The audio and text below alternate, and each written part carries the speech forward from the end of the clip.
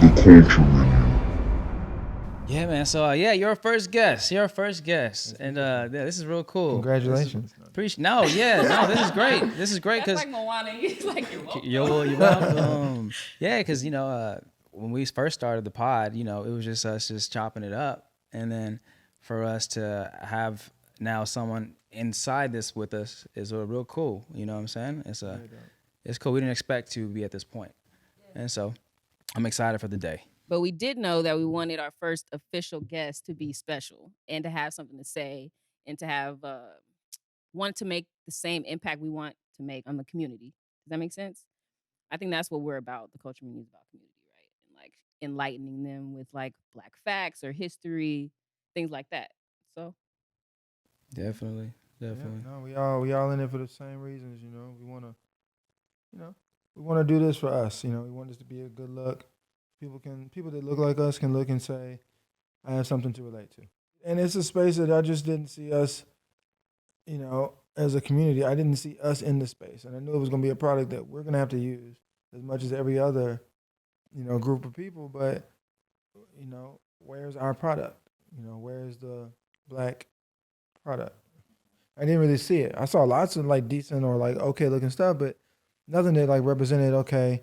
You know, I know where this is going, and I know where those proceeds are going to go. Like the dollars that go into this black company are going to, at some point, better black communities, better black people.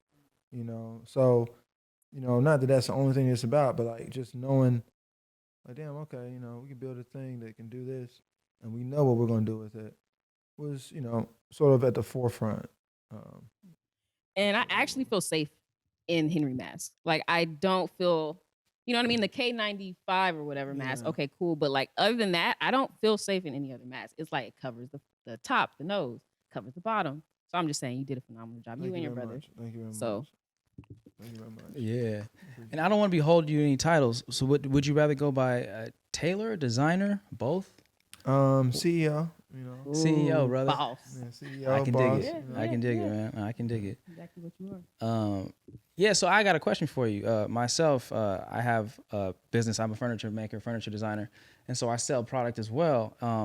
But my challenge when it comes to like branding, I don't even want to say branding, but like establishing a brand identity, I suppose. I don't know. I feel like, do you feel like there should be a story behind every brand? Because I don't want to feel ingenuine if I try to create a story behind my brand. But I guess I'm having a difficulty forming some kind of identity. You know what I mean? Because I was like, well, for myself, I'm just like, well, I like to design, cool products or like like wooden items, like home decor products, and just put them for sale. But I don't really think of a story behind that. For me, it's just designing and creating. But I'm just trying to see if like maybe did you have any challenges with finding the story in your brand or? Oh no, I was a story in a story inside of a story. Um, and if you really sit down and think about it, you probably are too. Um, it's just your story would look uniquely different than mine. So if you're like, oh, this guy's got a story, my story is nothing like that story. You're right. But you know, how did you learn how to design furniture? So okay, so when I was in college, I took some courses on design. I went to the Art Institute to study set and exhibit designing for film and TV, and so within that, Why? why? Because prior to that, I tried to study what I thought my family wanted me to study, which was like maybe like finance or business, and I was just like, no, this like just doesn't even compute for me. And so, but I always knew that I like working with my hands. From when I was a little kid, I used to, I built myself a little desk one time just so I could get my homework done because my house was too loud on the inside. So on the outside, took some nails and a hammer because I saw my dad do the same while I was maybe 5, man. And I just kind of went right outside the door, made myself a little desk, did some homework. But that was my first like inkling where I was like, oh, I've always kind of liked tinkering. And so fast forward to me trying to do things that involve more of a, I don't want to say mental, but let's say things I just gravitated towards hands-on tasks. And so once I found out about production design, I found out that school offered production design. So I went in there on a whim of just being able to work in production design because I heard that they build sets. And so that's how I kind of stepped foot into the design world. And then I had to design some furniture for a project. Oh, actually, that's funny. So this kind of brings me into I was trying to I was doing a little research, and I heard I was in one of your articles. I don't know if it was with Complex, maybe it was with Complex or Forbes, but what kind of got you into I don't know if it's the tailoring or into the fashion was a girl once told you when you were a kid that a well-dressed man, women love a well-dressed man, essentially. Well, You know? way more simplified than that. Okay. But before I even jump into that, what you said thus far was a story. You've been making furniture since you were 5. You're a black dude, self-taught, who's been making furniture since he was 5, and you just did set design because you figured, oh, they make all kind of cool shit. You didn't do the conventional thing. Oh, let me do furniture. It's like set design because they make all kind of cool shit. Let me do that. Like you were methodical about this, and you thought about it around. You didn't do the straight line approach. You said, let me do it this way. Okay. That's a story. Okay. That's a unique story. Where are you from? L.A., man, born and raised. All right, that's also part of a unique story. This is like your thing, you've seen LA your whole life, so this is how you move, and this is the boom boom, this is the type of furniture you build. It's like an ode to, that's a fucking story. How old are you? You're young as fuck. You know what I'm saying? I mean, however old you are, like you're young enough to have that piece also as a fascinating aspect of your story. You've been doing it for so long, but you're still young, and you have this zest and this zeal for it. So that's a story. Everyone has a story. There's a story behind why you're doing this podcast. You know what I'm saying? And if you broke it down, it would be just as compelling as me telling my stories to why I do clothes. Got you, brother. Deep. Well, yeah, that was well put. Appreciate you. Resonated. Yeah, Resonated. for sure. That's that wisdom. That's that wisdom. Mind blown right now. Oh, that was You easy. just simplified all of it, like all the chaos in his head. You just simplified it real quick. Yeah, because That's- outside that's I've a been beautiful like thing. battling. You know what I mean? Like, I don't want to tell a fake story, but I was like, I don't know what is my story. I don't know if it's that imposter You syndrome. got a story, kind of thing. motherfucker can't make up that story, bro. You've been making some. Yeah, I made a desk at 5. Are you serious? I didn't. Did you make a desk at 5? Hell no, I didn't. Hey, did you make a desk at 5? I don't know nobody made a desk at 5. Yeah, no. And now it's making furniture. It's sort of a thing that's like predestined. Like, what? Yeah, I made some moccasins when I was 13. Okay. Like that was another experience for me. Got you. It was right during this time where the cheerleader told me, Okay. I was tutoring a cheerleader, and she told me that I was like, let's exchange. I need to put me up on game about girls and shit. And she was just like, girls like dudes that dress nice. Like if you dress better, I think girls would like you. And you smart and you shy and shit, but it doesn't matter. If you dress nice and like your hair is cut nice and shit, girls will like you. Cause like you're not bad looking, you just, you bad looking right now. She was like, okay. And then I had this classroom assignment in one of my math classes to create a product, real or imaginary, and you had to determine what the cost to produce, what to resell, and what your profit margin was. And you had to express the profit margin in dollars and in percentages. And then you had to get up, give a commercial for your product, and then break it all down. We had to do that when I was 13. So everyone else is doing all kind of shit. They're doing like fake cars, Barbie dolls, whatever. I've always been fascinated with the ability to make things that were not real that now are real. Like furniture making is fascinating to me because it starts with just pieces of wood or plastic or inanimate things. There's no animation to them. They're inanimate. And once you're done, they're not animate. They're animated. Yeah. Same with fashion. Like everything that we're all wearing is just rolls of flat, lifeless fabric. So I saw that and I was like, oh, that'd be dope. I've always wanted to make these moccasins. Were great. I have a reason to make it for this class. So I made 2 pair of moccasins. I made one for myself and I made one for the presentation. It was a little leather moccasin, nothing crazy. Cost me like $8 per kit. Nothing crazy. No, it was nothing crazy. You made shoes. Well, yeah, but it was like just like a little hands-on thing. You just got to follow. I mean, anyone could have done it. You just got to follow it. Other people have done it and didn't look as nice as me, but like I'm a perfectionist, so I undid it a million times to make sure it was just tight enough in every little spot, and all the things were even and consistent. I'm just wired like that. So I did that for my class, and I did this presentation, and then I saw them. I was like, I'd sell them for $20. My cost to produce was $8. That represents 40%, so the 60% is the margin. Blah blah blah. It's, $12. And I went and sat down. After class, I took like 10 orders, on accident. And people just came in like, yo, can I order those? I'm like, what the fuck are you talking about? Well, I mean, You can make them, right? Like, yeah.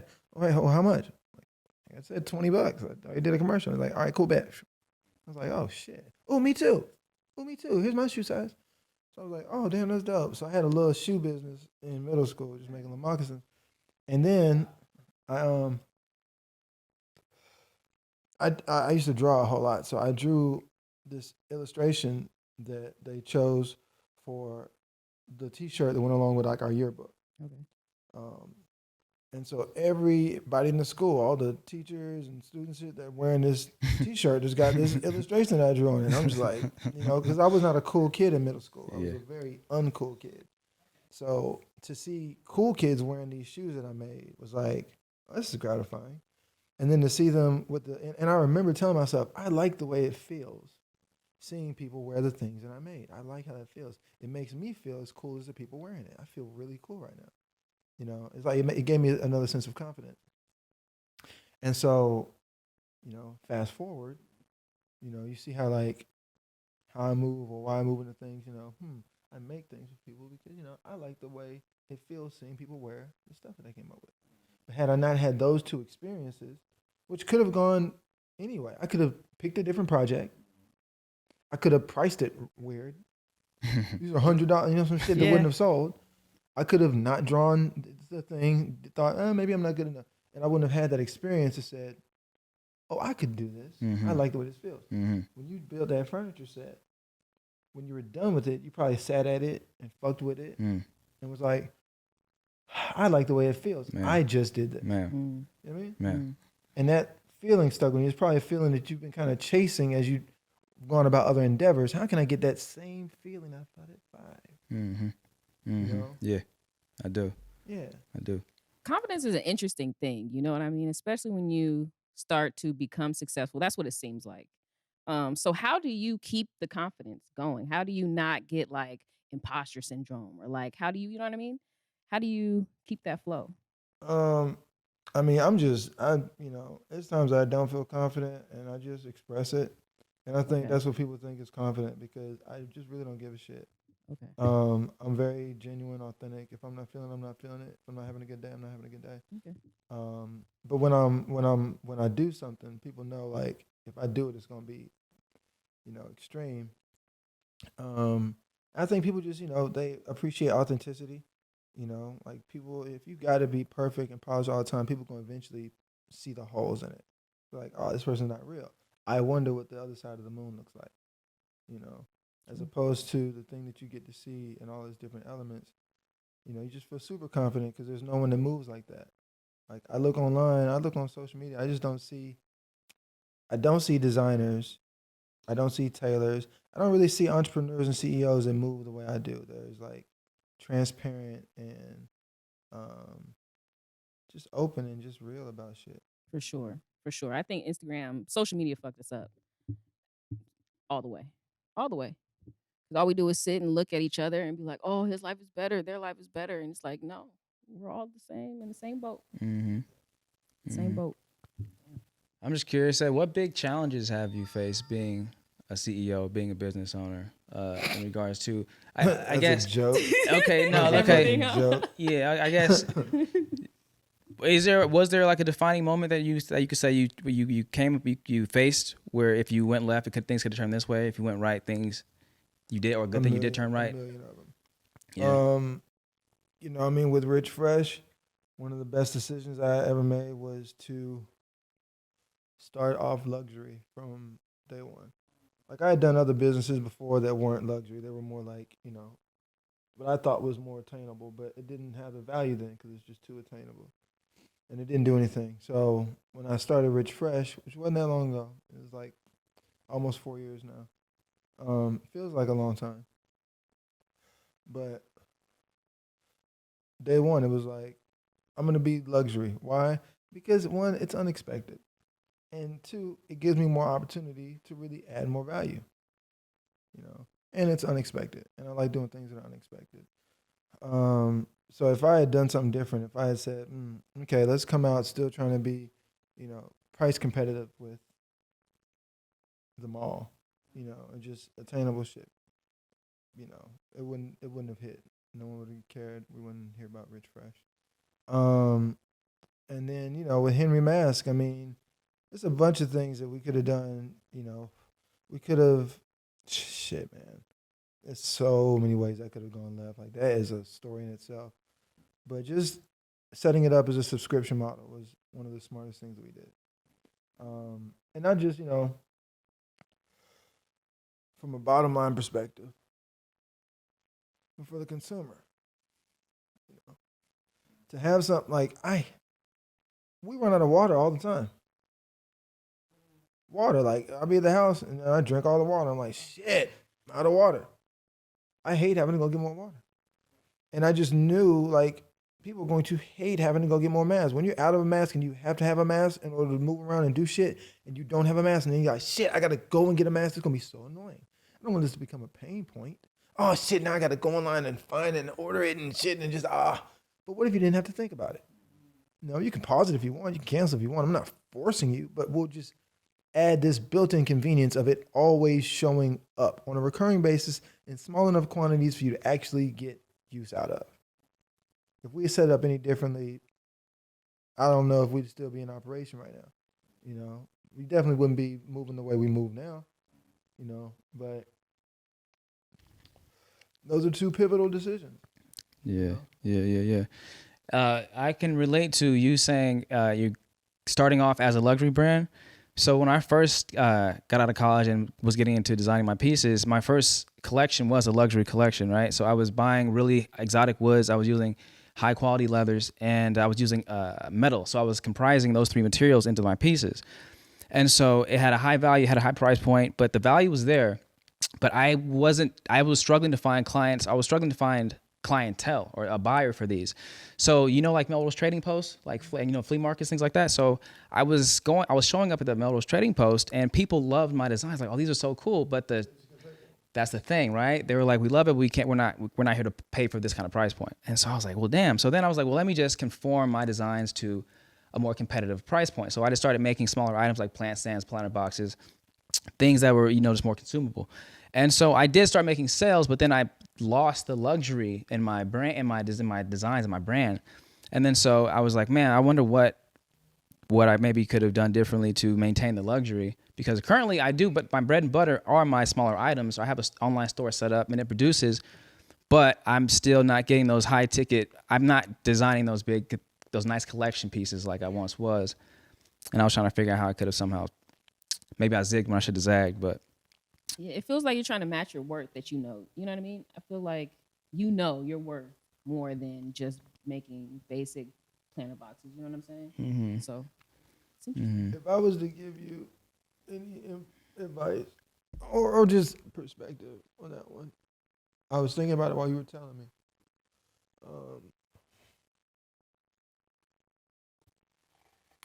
It's getting to that low part. Like when you get too low on it, it's like it's too hot. It's like, man, you coughing every time I smoke. It's annoying. It don't even taste good anymore.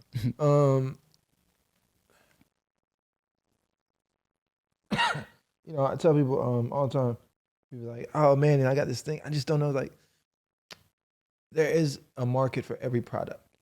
You could say, I only want to make white furniture. All my furniture is white. What, man? No one's gonna. You a motherfucking lie. People gonna line up because there's a market for every product. You can make shit out of cardboard boxes. There's a market for every product. Someone's gonna want that thing. I know someone online. They make furniture that looks like blow up balloons. Wow. But it's art. There's a product for. Well, there's a market for every product. Yeah. You know what I'm saying? So you just didn't match the two, and that's a problem that entrepreneurs face all the time. You have this product, but you match it to the wrong audience, you don't get the right response. Like when I was doing suits, and this is the thing I had to learn. When I was doing suits, I started off doing suits for like $600, $800. And when it finally got to like a pricey price point, it was like $1,000. For a suit, for a custom suit. Mm-hmm. But I'm going to these nice places because I like nice shit, nice bougie shit, and they're nice tailored suits. They look great. Mm-hmm. It just was like whatever. But I'm a tailor, so I can make it look good. And I'm out here and I'm drinking this nice scotch and chilling and shit. And I'm talking to someone. They got nice shoes on their feet, and we talking about suits. And I'm like, yo, I got the best suits ever. My shit is like, oh yeah, man, these look great. Yeah, well, how much are they? Oh, they're $800. Like, huh? Yeah, $800, man. So in my mind, you should be able to get a whole bunch of them. But in Right. their mind, they're like, what's wrong with it? Right. You Right. know, Right. I was pricing, the product wrong for the market that I was actually going after, Mm-hmm. and didn't realize it. Mm-hmm. You did the opposite. Right. You know, I was too cheap for the market I was going after. You were too expensive for the market you were going after. Yeah. You know. Yep. So Yep. it's either change the product Uh-huh. price or change The market. market. So if you want to do your luxury, it's like, okay, cool. If I only want to do these luxury high-end pieces in Los Angeles, it's laughable. You know how much money there's in Los Angeles? Mm-hmm. Mm-hmm. People just to say that All they of did it. But it's just Drive like, alone. if you only, have you ever gone fishing? Yeah. We used to go fishing a lot when I was a kid. And, different bodies of water are known to have certain types of fish. Mm-hmm. So if I know that the goal is sea bass, and I know sea bass is going to be at this temperature, in this climate, in this body of water, and I'm going to cast it out there, I ain't pulling in no catfish. Mm. I'm not pulling in catfish. Right. And I could be out here all day and only get one snag, but that snag is going to be what? Bass. Sea bass. Mm-hmm. 100%. So wherever you got that at, that's what you fishing. Okay. You're looking for sea bass in a sea of catfish. Right. I do. So you were in the wrong environment showing a great product. It's a good analogy. But if you were in a different environment, if you were just like confined to Brentwood Uh-huh. to West Hollywood, if that was your environment, Yeah. and you found every possible place to be, Mm-hmm. what's a new hotel that's opening? Cool, I want to put this furniture here. What's the boom? I'm networking. I'm only networking here. You would be selling luxury furniture. Got you. So Guaranteed. all right. I need to be at where I need to be where my market's at. Absolutely, yeah. Yeah. That's the only way. If you're not where your market is, You're you're not not gonna selling to sell your anything. market. 100%. 100%. Yeah. Yeah, man. I got you. Appreciate the perspective on that. Sure. Yeah. Yeah. Because I guess I never really I never have these conversations with anyone that's kind of in the same way, understands what I'm talking about. But Now, there's nothing wrong with having, and it's actually it's ingenious that you have this smaller, more attainable product now that you otherwise wouldn't have thought of. Because if you hit immediately on the luxury thing, you wouldn't have had a need to come up with what is now your main bread and butter, which is probably on autopilot, because it doesn't seem like it's a thing that's very difficult to make. You may even have help producing it. You don't even have to do as much. You might be like this, hands free on the shit, which would free you up to do this luxury stuff that you now got this bread and butter that you don't even really have to put too much energy in. You can do this and just build it because this thing's already making you money. So it's kind of ingenious how it happened, because now you can move different. Like if this was your only way to make bread and butter and you didn't have this, your decision making changes because your stomach starts to grumble. But you got this set, so now your decision making is different. I'll put this in your spot for like a month or two. I ain't even tripping. You know what I'm saying? Yeah. I ain't even tripping. Just put this card right here, a little thing they can contact. I ain't even tripping. Oh, here's my card. Yeah, I'm gonna come by. I'm gonna put some other little stuff. You ain't even tripping off the money because you know. You have your. everything's taken. The money's coming in already. Exactly. Right. Exactly. You're already eating, so like Yeah. this is gonna do its other thing. Yeah. So this might actually be, not might be. This is the way that it was intended. So, if you get back to it, that'd be really cool. Yeah. No, for sure, man. Thank you. Appreciate the gems. Yeah, Appreciate the Fresh, you need gems. your own button that just goes. Thank you to dropping gems out here. Yeah, man. We appreciate it for sure. And I'd love to see what some of your stuff looks like. Oh, for sure. Yeah, for sure. I'll definitely let you check that out, man. Definitely will. I feel like anything I have to say is just like low level shit now. Like, No. like what we're talking about over here is like, you know what I mean? Mind blowing and life changing shit. Whereas my stuff is just like hot topics. No, but that's how conversation sparks out. That's how we get on some deep shit. It's True. talking about little shit. True, man. True. You follow current events, really? Follow the news? I don't. So tell them what's going on. I honestly, man, I truly don't either. I truly don't either. That's why every now and then we kind of pop on and see what the world's up to. Like I'm not really into it. I mean, I know you're not into like Thanksgiving. Can we say that? But you're not really into Thanksgiving. But like, are your companies gonna do Black Friday anything? That I don't know. RichFresh is not. Hell no. Right. Yeah. For sure. I'm kind of against Black Friday. For one, it's not safe at this point.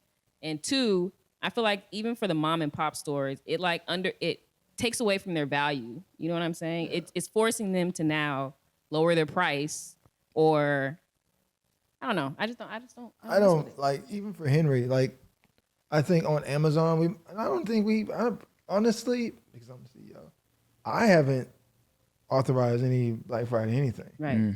You know, we may run Black Friday ads, you know, which just bring people over, or have like some type of code. But at most, it'll probably be like 10%, just something that we would offer anyhow. Yeah. You know, but like this whole crazy thing, people doing half off this shit, people going crazy. It's crazy. I'm like, I know you're losing money. I know it. Yeah. It's impossible. Yeah. No, we don't do sale. We've never, no product that we've ever done has ever had a sale on it. There's no sale. We don't have a sale mindset. You don't want this now, maybe you'll want it later, or maybe you just didn't want it. It's okay. We can do something with it. Like we just don't do that sale shit. So we're not hungry for it. We ain't gonna mark nothing down at 50% off. It's just whatever. We'd rather give it away before we do that because it's a bad connotation on your business value. You know, when they see that you constantly selling your shit on sale, on discount, on clearance, what's the value of your brand? And you constantly sell, discount, clearance. True. Value's important. You know? True. Yeah. But can that be part of a strategic plan for some brands or companies? Okay, for instance, Guilt. You remember Guilt? Oh yeah. That was their brand. That was what they were built on. You can get this stuff at a discounted price, but for a limited time. What's You good? know? Guilt Group. It was like GILT. Yeah. Like there's certain brands that you had heard of or maybe seen somewhere, but you can never get their shit on the website or anything. And they would drop this limited collection for like 24 hours. And it would be things that are usually like $300, but you can get them for $180. It's like, what the fuck? So people would just like, Yep. eat that up. Yep. You know? I definitely bought tons of shit on it. Because it's like stuff that you see and you're like, oh, it's only just 6 more hours. Yeah. These sizes are going quick. You know what I mean? Yeah. But that was their whole business That was their model. business model. And if that's not your business model, and you have a business model that's built on just, sale. you know, like, it's like this.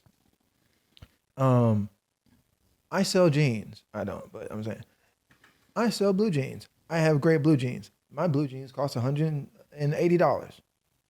That's the value of my blue jeans.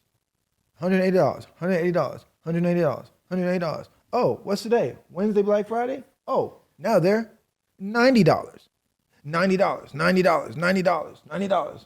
Oh man, wasn't that fun? Okay, yeah, so back to 180. What? Crickets? What do you mean crickets? Yeah. What do you mean wait till the next time I have a sale? What do you mean now I have to always have a sale? What do you mean I can't get back to my price point now? Shit. I tricked the market into accepting a lower price point. Now I want them to pay more for the same shit. They're like, nah, clearly you can make money selling them at 90. Why I'm gonna pay you 180? Doesn't even make sense to me now. So Yeah. yeah, it's like if you want to play in that space, you can play in that space. It's just a tail you're gonna constantly chase. You know? Yeah, no, that makes all the sense. That makes all the sense.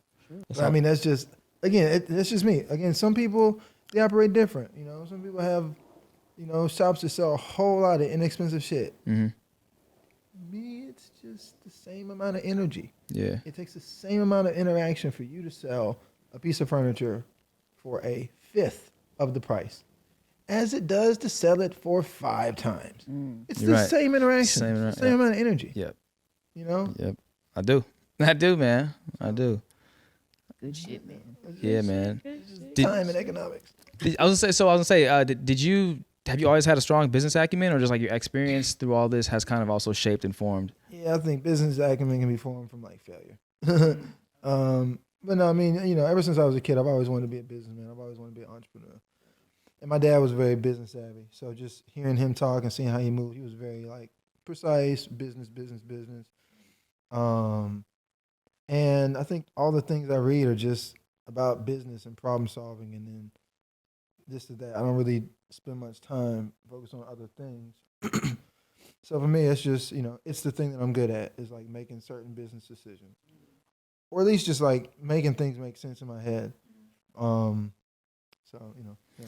Well, yeah, that makes you. I mean, that puts you in a really good position to be creative and have the strong business savvy. Because a lot of creatives kind of tend to not have as developed as a business savvy, but that kind of just comes with See, I the read lots failures, of right? business books. Like I'm a super creative. Like I'm all that. I'm the crazy, it's just like drawing and shit all day. Yeah. But I read so many business books Okay. that I understand that in order to actually survive, you got to also do this thing. Okay. And here's how you should do it. Okay. Because other people who are successful wrote it down on paper and put it in a book. And if you buy it, you can gain access to their access. To their mind, yeah. So. Could you recommend that book? One book for me? A business Oh book? shit, yeah. This is the book that I would recommend to anyone, just because it's like a nice mindset shift. Even before any of the business books or the like Think and Grow Rich. Think and Grow Rich. Oh. Yeah, I got Napoleon the Hill. Audible of that, but I haven't opened it yet. Just listen to it. Just listen to, okay. Oh, listen to it. like, Okay. 5 times. You got it. Yeah, listen to it. Think and 5 Grow times. Rich. Yeah. By Okay. the 5th time, by the time you're done with it for the 5th time, Uh-huh. you're thinking on certain things with shit. Okay. Yeah. Okay.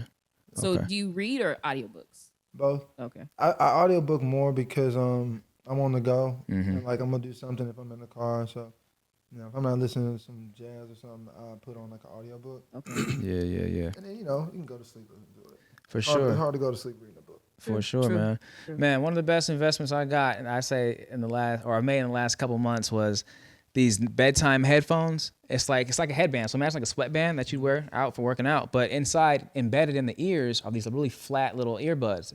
And so they don't go in your ear; they just lay flat against your ear. So when you're laying your head down, you don't even feel it, man. Because I like to fall asleep, read like Audible What or are those podcasts. called?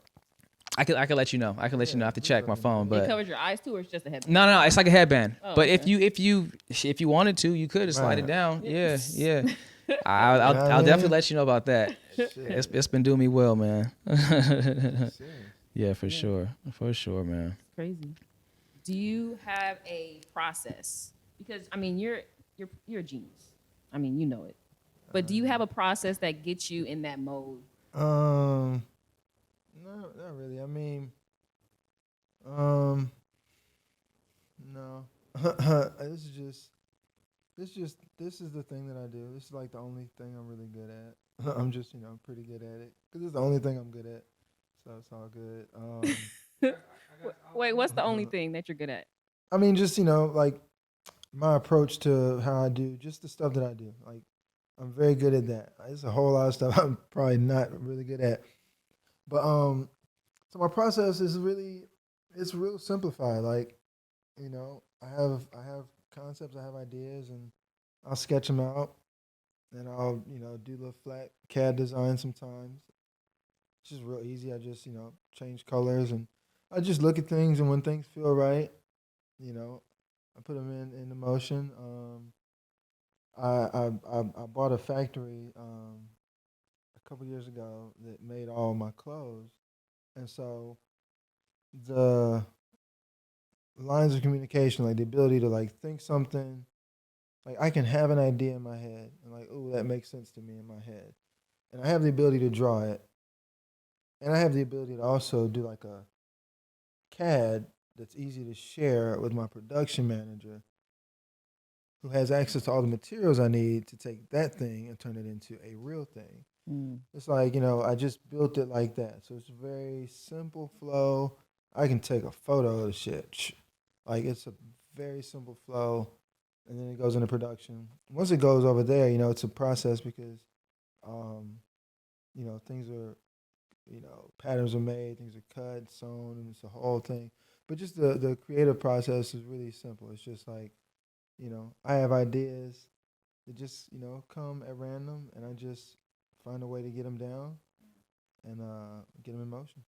And your colors, right? I feel like I've never seen the colors that you have on your luxury brand, right? So like, do you have to see the color and be like, that's what I want? Or do you kind of already have it in your mind? Oh yeah, I already have it in my head. Ooh.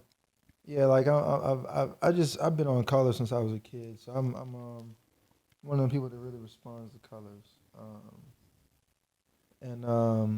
So for me, like in my brain, I can see how certain colors are gonna look together, and it's like, oh God, that looks so nice. And then I can kind of change the blue to green. I can see, okay, now what does it look like? Oh, not the same, because the green is now too close to the brown. Like I can see this in my You head. can visualize Wow. all that in your head. Like Wow. I'm looking up and I can see all four of the different colors I was just looking at, and That's how they, wild. so I can do that shit first, and then by the time I get to the computer, it's like, oh, exactly.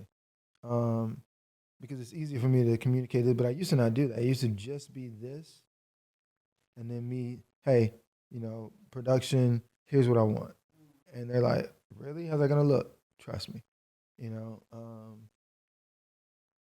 But yeah, I mean, it's a thing. I've got a really good relationship with colors and fit. Because I'm a tailor, so I've been doing this for so long. I'm very familiar with like the way that clothes should ideally fit. Um, and then I've had such a fascination with colors that just comes. It's just second nature. It's just like, do those colors together make me feel like ugh, or mm. And if I get a check, Mm-hmm. Yeah. Yeah. Mm-hmm. Yeah. So you're a feelings man. All about the feel and the vibe. Okay. What gets you in your flow state? That state where you could be doing whatever you're doing, and before you know it, an hour's passed, 30 minutes passed. Like, what's something that you do that really gets you in that flow state? um, shit, fuck around and get started. Mm. Oh. Like as soon as if I start messing around with something, especially a mock up, like there's a mock up I'm working on right now, and if I touch it, 30 minutes go by. I was like, oh shit, what have I been doing? But I've created a whole diagram of like 9 different color ways, So it's that type of thing. So if I'm just like for real about it and passionate about it, then I lose track of time. It doesn't matter. It's just more on the outcome. Like this thing has to happen, and I really want it to happen. So that's it. And then magically it happens. I don't know how it happens. Magic. Yeah, I don't even know how much time it takes, but it gets done. it's done. Yep, yep. Well, we don't want to hold you too much longer, but I do want to ask for the people out there that want to know, and I want to know. I'm nosy. But what's next for Henry, the Henry brand? What's next for Rich Fresh Inc.? I always tell people more of the same, which is not a lie.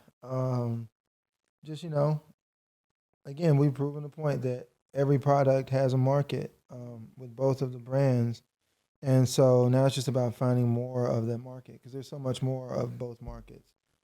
Um, and so that's really it. Not really changing the model too much. I think it's real easy to think that you know, people be like, oh man, you done stripes so much, man. You think it's time to change up the stripes? I'm like, nah, I own that.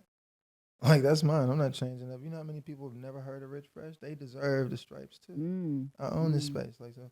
And same with the masks. It's like it's easy to be like, what's next? Are we gonna do T-shirts and backpacks? It's like, no, we're the dope mask brand. We're gonna do more. We haven't done anything yet.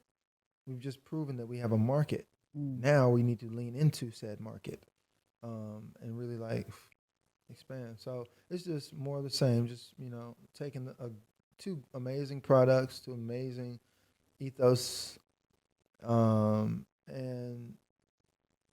taking them to more people. I think Are you blown away when you're like walking around or maneuvering in your life, airport or something? Every you time. see the mask on. every time I get tickled every time. Like, I point it out every time. Oh, hey, There's another one.